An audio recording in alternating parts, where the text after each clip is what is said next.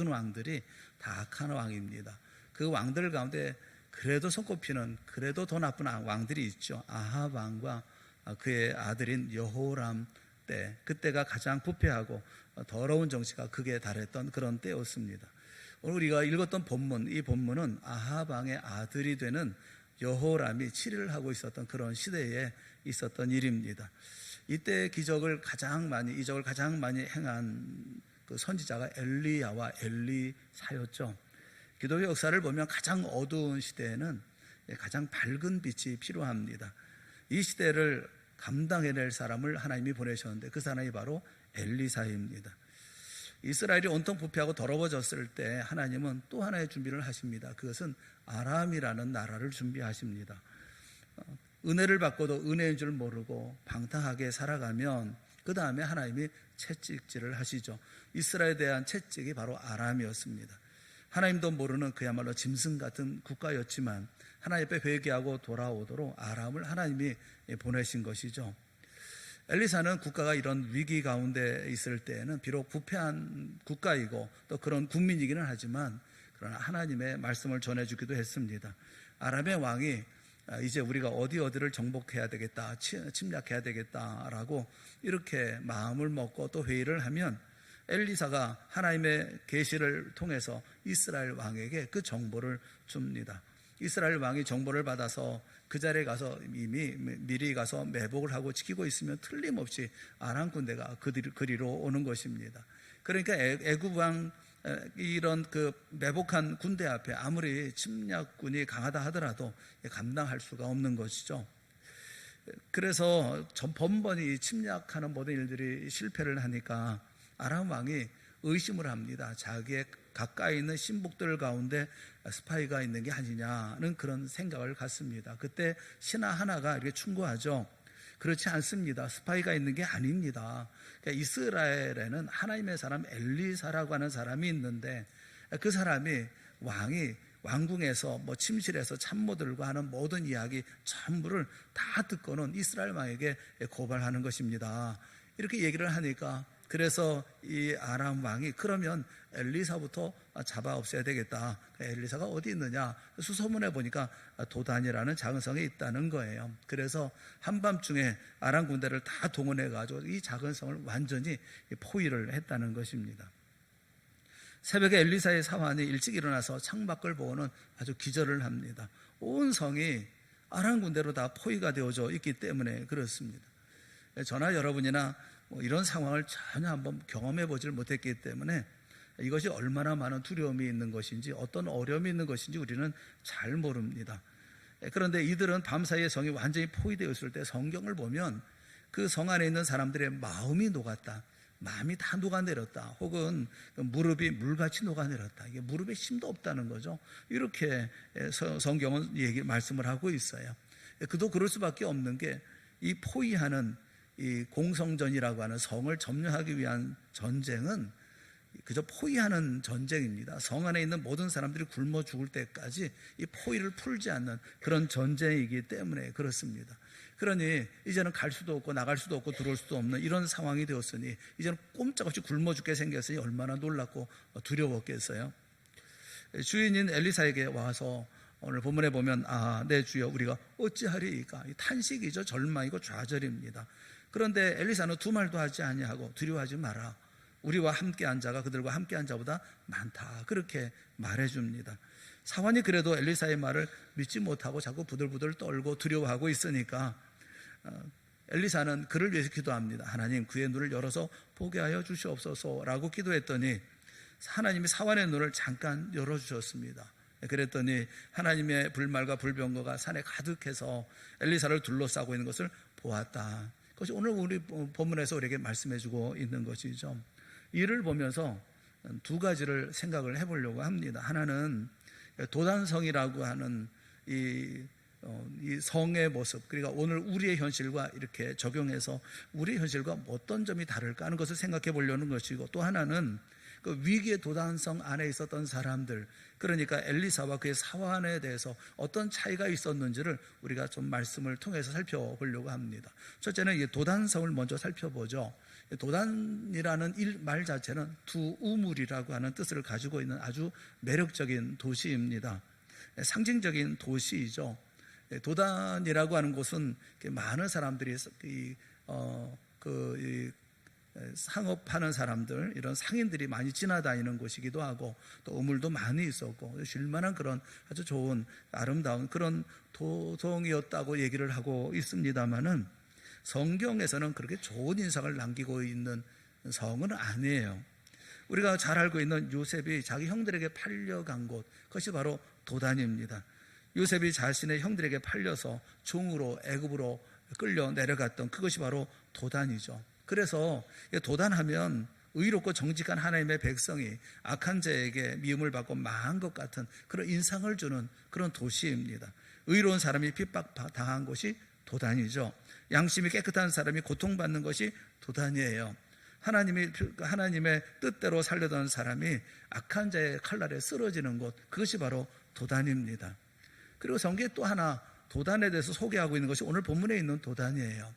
의로운 사람 엘리사가 적에게 포위당해서 사면초가에 빠져있는 도성, 내 주여 우리가 어찌하리이까 외치게 되어지는 부르짖는 그 도성이 바로 도단입니다. 그러고 보면 오늘 우리가 처해 있는 현실이 우리도 도단에 있는 게 아닐까 하는 생각이 들어요.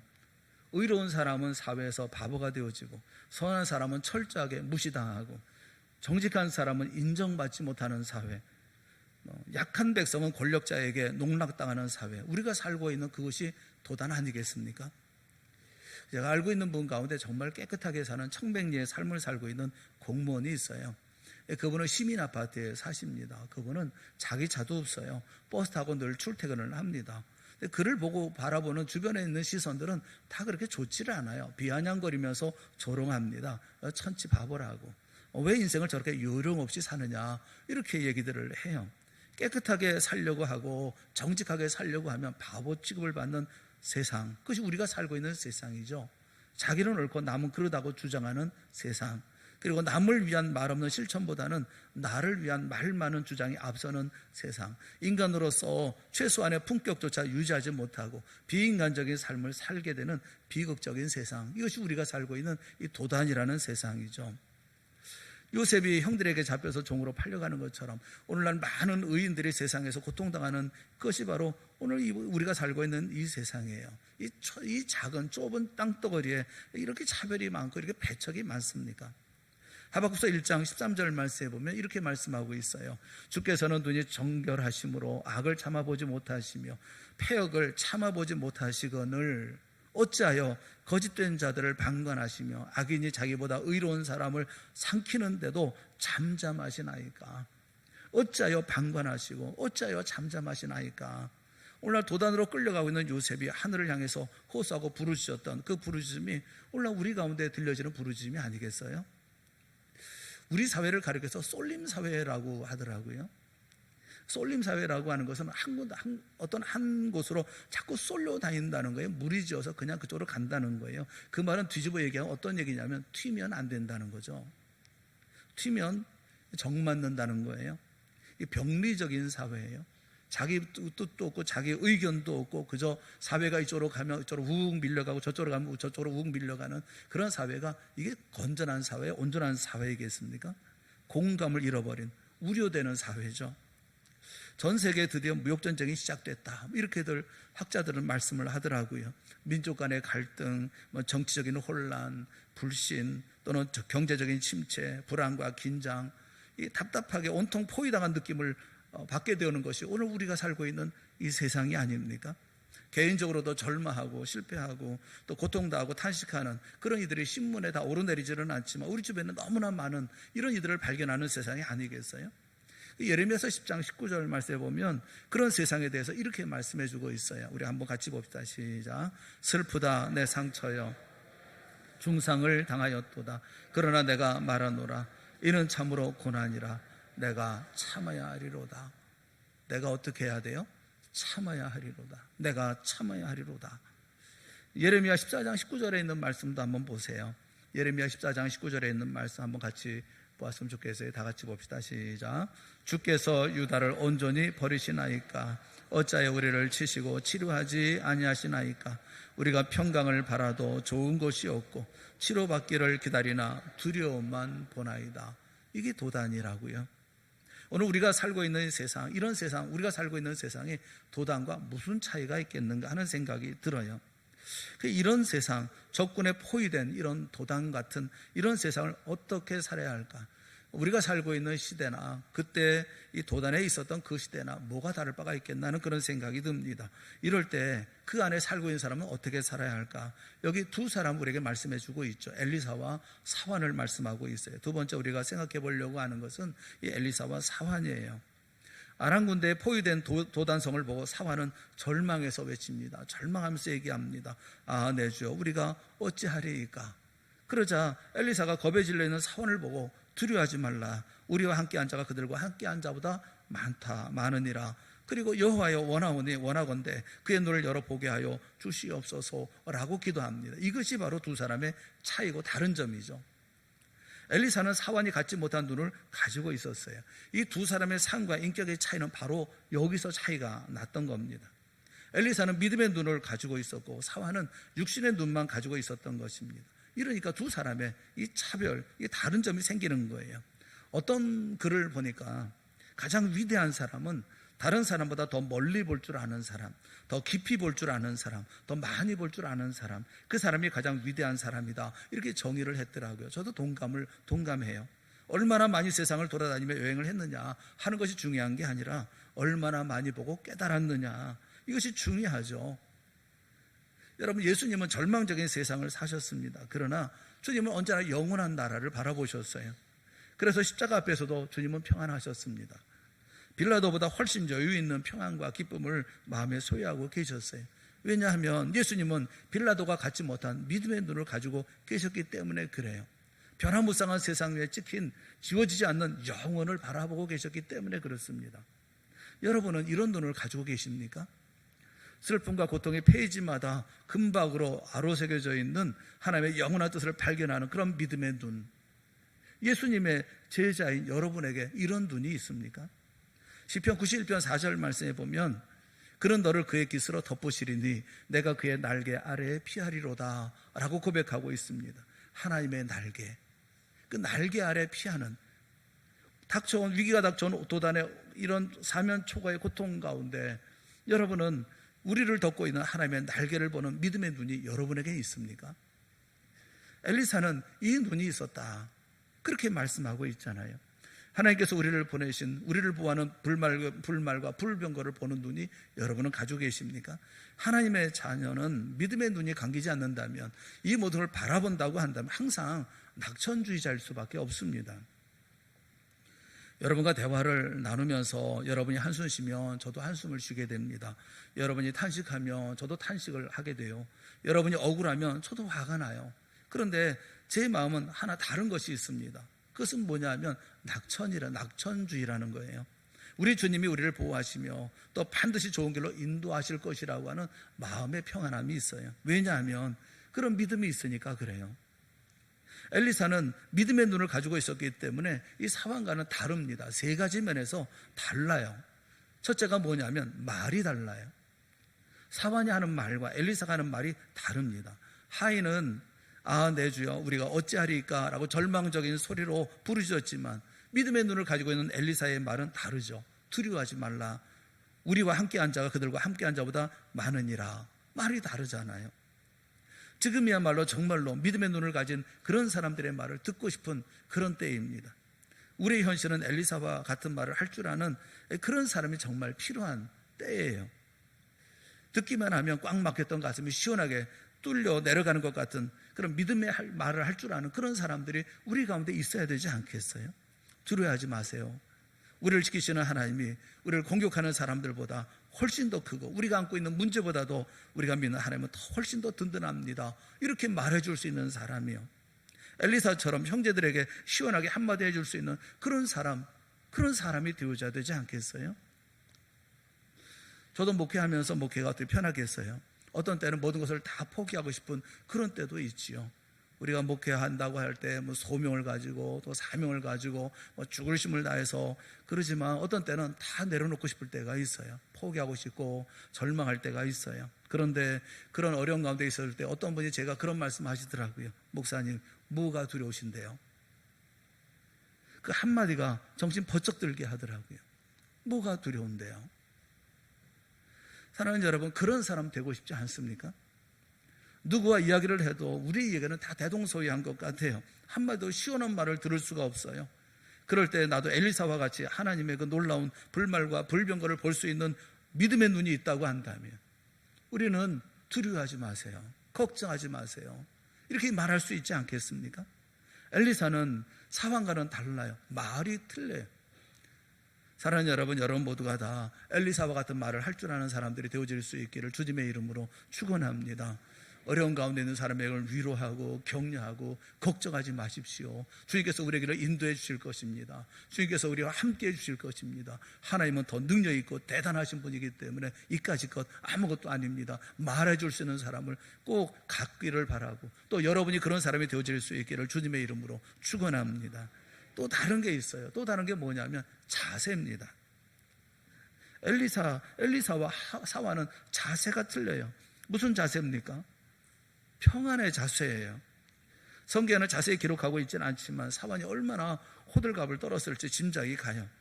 사람이 당황하고 어찌할 바 모르고 있을 때 그 옆에 있는 사람이 평온하다고 한다면 훨씬 더 돋보이는 법이거든요. 엘리사는 전혀 동의하지 않습니다. 오늘 우리에게도 이런 평안이 필요하지 않습니까? 어떤 사람이 평안합니까? 그 위기 가운데 평안할 수 있는 사람이 누굽니까? 믿음의 눈을 가진 사람이 평안할 수 있죠.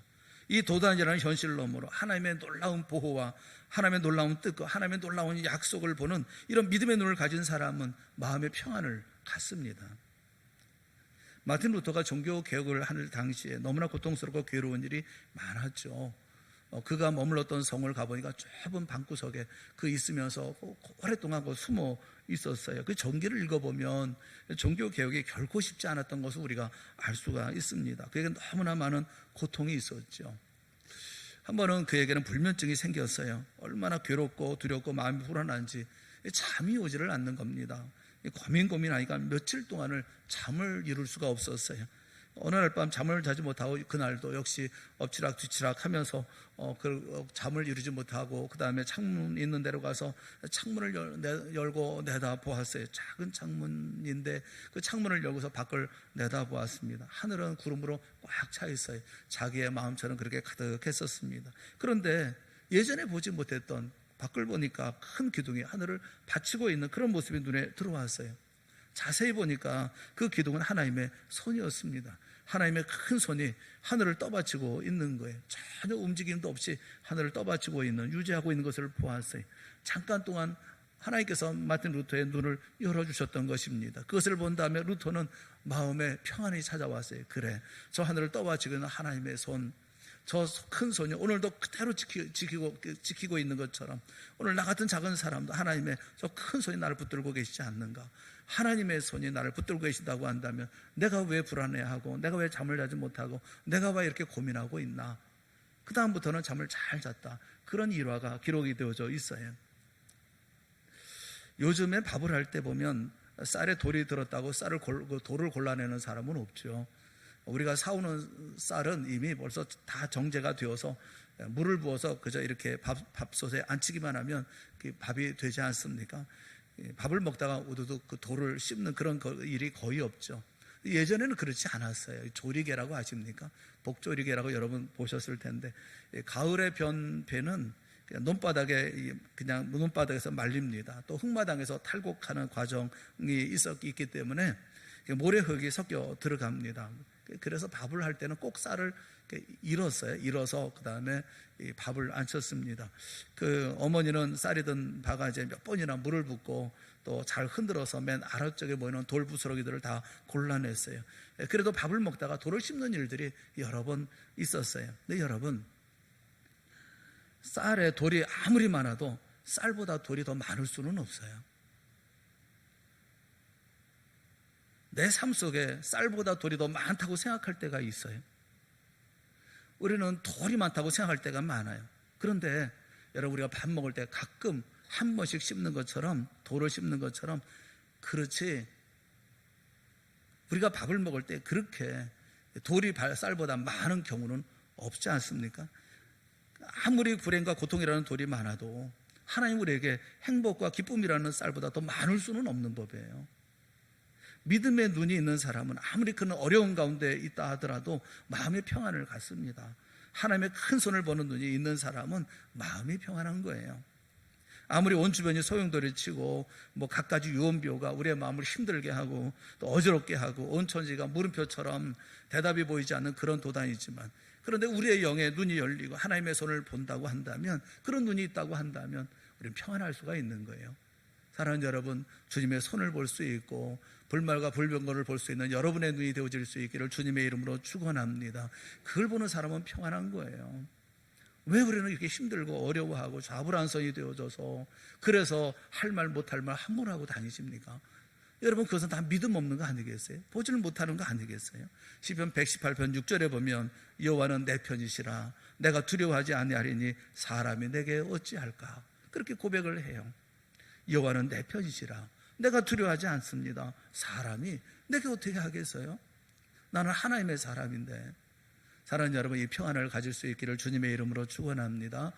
세 번째로 엘리사에게 다른 점이 또 하나 있는데, 그것은 바로 기도예요. 무슨 기도입니까? 다른 형제를 위해서 기도해 주는 그런 기도인 것입니다. 여호와의 원하건대 그의 눈을 열어서 보게 하옵소서라고 엘리사는 기도해 줍니다. 하나님을 모르는 이는 현실만 보니까요. 그러니까 저의 눈을 열어서 나처럼 저것을 볼 수 있게 하나님의 놀라운 역사를 보게 하여 주시옵소서. 예전에 그 그림이 있었잖아요. 인생 항로를 가는 배의 키는 내가 쥐었지만 그 배 위에 보이지 않는 예수님이, 그 예수 그리스도의 손이 그 키를 쥐고 있는 그런 모습의 그림이 있었어요. 우리 인생의 키를 하나님의 아들이 쥐고 있는 거죠. 그것을 보는 사람은 남을 위해 기도해 줄 아는 사람입니다. 주님, 이 형제 믿음의 눈이 열려서 자신의 인생의 길을 잡고 계시는 예수님을 보게 하여 주시옵소서. 내 인생의 길을 예수님이 쥐고 계시잖아요. 믿음의 눈을 가진 사람은 형제가 현실만 보고 한숨을 쉬고 답답해하고 놀라우고 괴로워할 때 그 형제를 위해서 기도하는 거죠. 주님, 그 이 사람의 눈을 열어주시옵소서. 열어주셔서 내 인생의 길을 잡고 계시는 예수 그리스도를 보게 하여 주시옵소서. 기도했더니 사환의 눈이 열렸잖아요. 열어주시니까 하나님의 불말과 불병거를 본 것 아닙니까? 있는 그대로의 모습, 그게 달라진 모습이 아니잖아요. 그때 기도하니까 갑자기 나타난 게 아니잖아요. 예전부터 계속 있어왔던 모습 아닙니까? 믿음이 없는 사람이라 늘 초점이 땅에만 박혀있고 답답한 믿음 없는 인간이었기 때문에 하나님께서 커튼을 살짝 열어서 보여주신 거죠. 열어 보여주시니까 불말과 불병거를 보게 된 것 아니겠어요? 우리도 답답할 때 이렇게 하나님께서 우리에게 커튼을 잠깐 열어주시는 그런 역사가 있기를 주님의 이름으로 축원합니다. 여러분, 엘리사의 사환이 엘리사의 기도를 통해서 눈이 열려서 보니까 원수보다 자기를 보호하고 있는 하나님의 군대가 더 많다는 것을 발견한 거예요. 어느 우리 주변에 우리를 보호하시는 하나님의 역사가 어떤 원수보다 어떤 문제보다도 더 강하고 더 크다는 사실을 믿으시기를 축원합니다. 여러분, 엘리사의 사환은 불말과 불병거가 멀리 있는 것도 아니고 지금 오고 있는 중이 아니라 자기 가까이 입이 둘러싸고 있다는 사실을 보았습니다. 가장 가까운 곳에 하나님의 보호와 하나님의 축복이 있었던 것을 그는 알게 되어진 거죠. 불안에 떨고 있는 우리 형제 자매들이 있잖아요. 그런 모든 이들이 눈이 떠져서 볼 수 있다고 한다면 얼마나 좋을까 싶어요. 시편 91편 9절과 10절 말씀에 보면 여호와는 나의 피난처시라 하고 지원자를 너의 거처로 삼았으므로 화가 내게 미치지 못하며 재앙이 내 장막에 가까이 오지 못하리니 라고 말씀하고 있어요. 하나님께 나의 피난처를 두고 하나님의 지존자를 나의 거처로 삼는다고 한다면 화가 미치지 못할 것이고 또 재앙이 내 장막에 가까이 오지 못할 것이다 라고 말씀하고 있잖아요. 그 영화 해리포터 제일 첫 번째 이렇게 그 편에 이렇게 보면 인상 깊은 그런 장면이 있어요. 잊혀지지 않는 장면. 그래서 한 인상이 깊더라고요.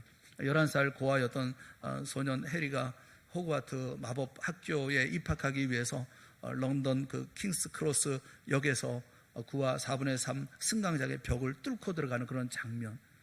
그 장면은 아무도 들어갈 수 없는 차단된 벽 속으로 해리가 성큼 발을 내딛고 들어서자 그 벽 속 안에 그 마법 학교로 가는 특급 열차가 기다리고 있고 아이들로 왁짝지껄하는 그런 떠드는 장면이 펼쳐지잖아요. 저로서는 전혀 상상도 하지 못했던 그런 충격적인 그런 장면이었어요. 벽이 문이 되는 그런 장면. 벽이라고 하는 것은 어떤 겁니까? 이곳과 저곳을 차단하는 것이죠. 그런데 그 안에 또 다른 세상으로 나갈 수 있는 출구가 존재한다. 뭐 영화적인 상상이기는 하겠습니다만은 그것을 보면서 깊은 생각을 많이 하게 되더라고요. 사랑하는 여러분, 우리에게 벽이 있습니까? 벽처럼 보여지십니까? 하나님의 성경, 하나님의 자녀들 앞에 벽이 벽일 수가 있겠어요? 그 벽 안에 우리 주님이 준비하신 출입구가 있고 문이 있다는 사실을 꼭 믿으시기를 주님의 이름으로 축원합니다. 그것은 만화적인 사건, 뭐 마법적인 뭐 이런 얘기가 아니라 실제로 우리는 그런 속에서 삶을 살아왔잖아요. 꽉 막힌 속에서 하나님께서 길을 열어주시고 건널 수 없는 곳에 길을 내주시고 그런 삶을 우리가 살아오지 않았습니까? 여러분, 오늘 불안해하고 그야말로 잠을 제대로 이루지 못하는 수많은 사람들을 위해서 우리가 해줄 일이 있어요. 그것은 그들을 위해서 기도해 주는 거예요. 그런데 우리까지 볼 수 있는 눈이 닫혀 있다고 한다면 누가 그들을 위해서 기도해 주겠어요? 누가 그들을 위해서 시원한 말 한마디 할 수가 있습니까? 자기도 불안한데 누가 누구를 위해서 기도하겠어요? 무엇이 우리의 영혼의 눈을 감기게 합니까? 세속주의, 안절주의가 아니겠습니까? 무엇이 우리의 눈을 감기게 합니까? 최악이 그렇잖아요. 무엇이 우리의 눈을 감깁니까? 불신앙이 그럽니다. 다니엘은 자기 친구들과 더불어 생명이 어찌 될지 모르는 그 위기 가운데 처해 있을 때 하나님 앞에 매달려 기도하죠. 주여, 우리의 눈을 열어주시옵소서. 이 난관을 해결할 수 있는 지혜를 주시옵소서. 진리를 보여주시옵소서. 다니엘의 친구들과 더불어 하나님 앞에 기도했을 때 하나님께서 그들의 눈을 열어주셔서 모든 비밀과 모든 하나님의 신비로 놀라운 역사를 보여주시지 않습니까? 그가 바벨론 왕보다도 바벨론의 모든 박사들보다 훨씬 뛰어난 사람이 되었어요. 기도하고 난 후에 주님을 보고 주님께서 주시는 은혜를 누렸을 때, 그는 이런 기도의 사람이 되었을 때 누리는 축복이었던 거죠. 이 불말과 불병거, 이게 뭘 얘기를 하는 걸까요? 랑게라고 하는 주석가는 이 부분을 이렇게 해석을 했습니다. 악한 세상에서 경건한 자를 지키고 보호하기 위해서 하나님이 사용하는 수단이 얼마나 많은가 하면 그의 지혜가 무궁한 것처럼 많고 그의 능력이 무궁한 것처럼 많고 그 사랑이 한이 없으신 것처럼 많다. 그 중에 천사를 보내 우리를 지키시는 것도 그 수단 중 하나일 뿐이다. 그렇게 얘기를 했어요. 우리가 어려운 위기를 만날 때 하나님의 지혜가 무궁한 것처럼 수많은 하나님께서 우리에게 그 모든 것을 이겨나갈 수 있는 길을 열어주실 것이고, 그게 천사든 사람이든 기적 같은 일이든 이 모든 일으키셔서 나를 지키시고 보호하신다는 사실을 우리에게 말씀해 주고 있는 것이죠. 아무리 혼탁한 상황이라 할지라도 믿음의 눈을 가지고 우리를 지키는 불말과 불병거를 보는 우리 모두가 될 수 있기를 주님의 이름으로 축원합니다. 그래서 다른 말을 할 줄 아는 사람, 다른 자세를 가질 수 있는 사람, 평안을 가질 수 있는 사람, 그리고 힘이 없는 사람들을 위로해주고 그들을 위해서 기도해 줄 줄 아는 사람, 주님이여 저들의 눈을 열어 주시옵소서. 두려워하지 않게 하여 주시옵소서. 무너지지 않게 하여 주시옵소서. 불안에 떨지 않게 하여 주시옵소서. 그리고 그의 눈을 열어서 우리와 함께 이 담대한 마음으로, 담대한 모습으로 주의 역사 이루는 우리 모두가 되게 하여 주시옵소서. 기도하는 우리 모두가 되어줘야 할 줄로 믿습니다. 우리의 기도를 통해서 그들에게 하나님의 은혜가 들어오도록 인도해 줄 수 있는 그런 사람들이 되어줘야 되잖아요. 해피데이를 준비하면서 그런 마음이 많이 들어요. 우리 성도들이 편해야 되고 우리 성도들이 담대한 마음을 가져야 되는데, 여러분, 해피데이 이 전도잔치라고 하는 것은 한마디로 말하면 세상에 우리가 긍휼을 베푸는 시간 아닙니까? 세상에 많은 사람들 찾아가는 시간 아닙니까? 그들에게 사랑을 전하는 것이고 진리를 전하는 것이고, 이 세상에 과연 이 세상 우리만 살고 있는 게 아니라 불말과 불병거로 우리를 보호하고 계시고 우리를 애워싸고 계시는 하나님의 놀라운 역사를 포기하게 하는 그런 시간 아닙니까? 그러려고 하면 우리의 눈이 열어야죠. 우리가 말이 달라져야죠. 우리의 자세가 달라져야죠. 그렇게 기도하는 사람들이 되어줘야죠. 언제까지 위로받고 언제까지 누구의 손을 붙잡고 삶을 살아갑니까? 내가 다른 이들의 손을 잡고 이끌어가는 사람들이 되어져야 되지 않습니까? 우리 모두가 다 이런 엘리사가 되어질 수 있기를 주님의 이름으로 축원합니다. 모든 사람들의 눈이 다 막혔다 할지라도, 보지 못한다 할지라도 보는 내가 그들의 눈을 열기로 해서 기도하고 그들의 손을 잡고 나아가는 사람들이 되어져야 되잖아요. 내 남편의 손을 잡고 내 자녀의 손을 잡고 내 아내의 손을 잡고 내 이웃의 손을 잡고 주님께로 인도해 나가는 사람들이 되어져야 되지 않습니까? 보십시오. 주님의 놀라운 역사를 보십시오. 나를 에워싸고 계시는 하나님의 놀라운 사랑과 역사를 보십시오. 내 길을 인도하신 놀라운 역사를 여러분 보여주십시오. 그래서 이 모든 일들 가운데 하나님의 놀라운 영광을 드러낼 수 있는, 그리고 우리 모두가 다 담대한 마음으로 이 모든 어려움을 이겨나갈 수 있는 믿음의 사람들이 되어질 수 있기를 바랍니다. 우리 모두가 엘리사가 되어져서 도단성의 놀라운 역사, 이런 모든 역사들이 우리 동산교회, 여러분의 가정과 여러분의 심령과 여러분의 인생과 우리 동산교회 가운데 이루어지는 놀라운 은혜가 있기를 주님의 이름으로 축원합니다. 기도하겠습니다. 사랑의 하나님 아버지, 하나님께서 우리에게 은혜를 베풀어 주시기를 간절히 빌고 원합니다. 우리는 이 세상의 삶을 살아가며 엘리사처럼 눈이 열려서 이 모든 것을 볼 줄 아는 그런 사람들이 되어질 수 있기를 원합니다. 사환처럼 두려워 떨며 절망하고 좌절하고 불안해 자기의 삶이 어떻게 가야 할 건지 알지 못하는, 그래서 허둥지둥대는 이런 인생을 살아가는 저희가 되지 않게 하여 주시옵시고, 저들의 손을 이끌어 주님 앞으로 인도해 나가는 귀한 믿음의 용사들이 되게 하여 주시옵시고, 이런 능력 있는 영적인 사람들이 되어질 수 있도록 인도하여 주시옵소서. 우리의 말을 주장하여 주시옵소서. 우리의 마음속에 평안을 허락하여 주시옵소서. 바라보며 그 가운데 용기 있게 힘 있게 주의 영광을 위해 살아가는, 하나님의 나라를 이루기 위해 살아가는 우리 모두를 주님 앞에 온전하게 이끌어 나가는 우리 동산의 모든 성도들이 되어질 수 있도록 이 시간 큰 은혜 베풀어 주시옵소서. 예수님의 이름으로 간절히 기도드리옵나이다. 아멘. 우리 다 같이 자리에서 일어나셔서 499장 찬송하겠습니다.